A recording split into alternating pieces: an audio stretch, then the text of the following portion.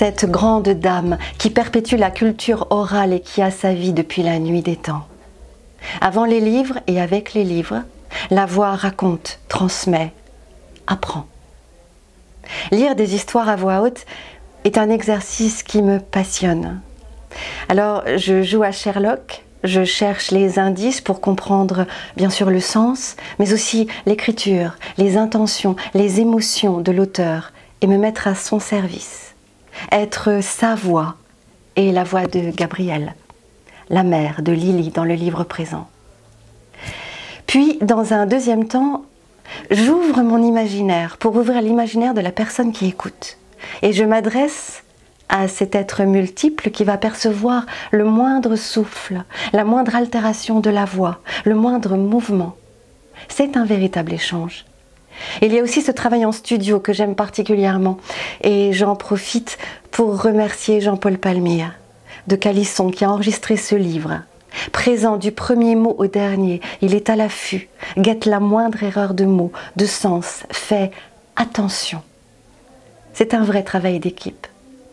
Quant à la voix, pour terminer avec elle, elle est une véritable signature, une amie. Et elle est rusée, hein. Elle émeut, chatouille, séduit, joue avec nous si bien qu'elle nous laisse à penser parfois que nous la connaissons. Je me trompe ? Personnelle. Cette histoire est la plus personnelle de toutes les histoires que j'ai pu écrire. C'est mon 9e roman, comme quoi il en a fallu du temps pour se faire confiance et s'autoriser aussi à prendre le jeu.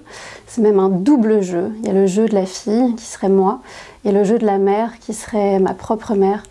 Et c'est vrai que ce roman est très très intime, je me dévoile, même si je me cache encore un peu derrière un personnage qui n'est pas complètement moi. Lily, c'était mon surnom, moi je m'appelle Aurélie. Mais quelque part, je pense aussi qu'en étant aussi sincère, je pense que ça peut être le roman peut-être le plus universel aussi, parce que c'est vraiment le récit d'une émancipation, et qu'on soit parent ou enfant, on a tous vécu le fait de quitter le nid. Et j'espère voilà, que ça viendra frapper au cœur des lecteurs et des auditeurs. Émotion. Pour moi, c'était vraiment une grande première que d'enregistrer ma propre voix pour un livre que j'avais écrit. C'était un rêve et je vous avoue qu'en écrivant L'Envol, j'y pensais tout le long. Je me suis dit, je me fais un petit cadeau, je sais que ces mots-là, c'est moi qui vais les lire. Donc c'est vrai que le premier mot qui me viendrait, c'est émotion. Je suis passée par toutes les émotions lors de l'enregistrement.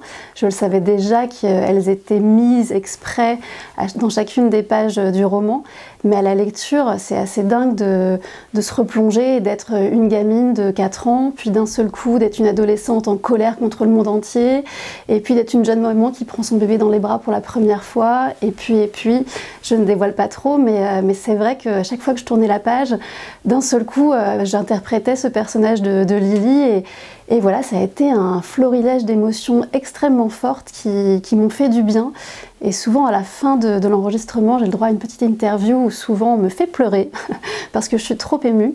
Et ce coup-ci, non, parce que je crois que toutes les émotions, je les avais eues avant, lors de l'écriture et de la lecture. Fluidité. C'est vrai que la lecture à voix haute m'impressionnait beaucoup. Je ne suis clairement pas une comédienne, et je ne suis pas Françoise Cadol du tout. Donc j'avais pas envie de surjouer le texte, j'avais qu'une envie, c'est de faire passer la bonne émotion avec le bon ton. Et j'ai été très bien accompagnée par les équipes qui étaient là, juste derrière la vitre, en me disant « Non mais vraiment, je pense que tu peux en faire encore un peu plus ». Et je me suis vraiment surprise parce que j'avais peur de buter sur des phrases, sur des mots, me laisser attraper par l'émotion. Et au final, en fait, ce texte, je le connais absolument par cœur. Et je sais l'intention et l'émotion que j'ai voulu mettre derrière chaque phrase. Et à la lecture, j'étais dans le noir, dans ma petite cabine, toute seule. Et ça a été très fluide. Et je m'y attendais pas du tout. Et cette fluidité, on l'a retrouvée aussi dans la scène qu'on a faite avec Françoise. On a fait une scène ensemble, qui est la dernière, la plus belle. Donc je la laisserai raconter, elle, sa partie de l'histoire, mais c'était très émouvant pour moi. Envol. Cette histoire est très touchante car elle parle de 2 histoires de femmes. Une enfant sans papa, dont l'absence est si présente, et une femme maman, seule et fragile, qui angoisse surtout, ne dit pas tout, par peur parfois. reste discrète et culpabilise de ne pas être assez intelligente et de ne pas faire assez bien. J'ai ouvert plusieurs dictionnaires pour regarder le mot « envol », ce qui plairait à Lily à mon avis. Le sens premier est prendre son vol, partir en volant. C'est ce qu'on dit des oiseaux ou des insectes par exemple. Au figuré, s'envoler veut dire disparaître subitement. De manière allégorique, on quitte par exemple un espace ou un plan pour aller dans un autre espace, un autre plan. Dans ce livre, Lily part de l'ordinaire, du côté rangé dans lequel vit Gabriel, pour aller dans l'extraordinaire. Cet extraordinaire qui est peut-être l'ordinaire des autres, peu importe, elle y va.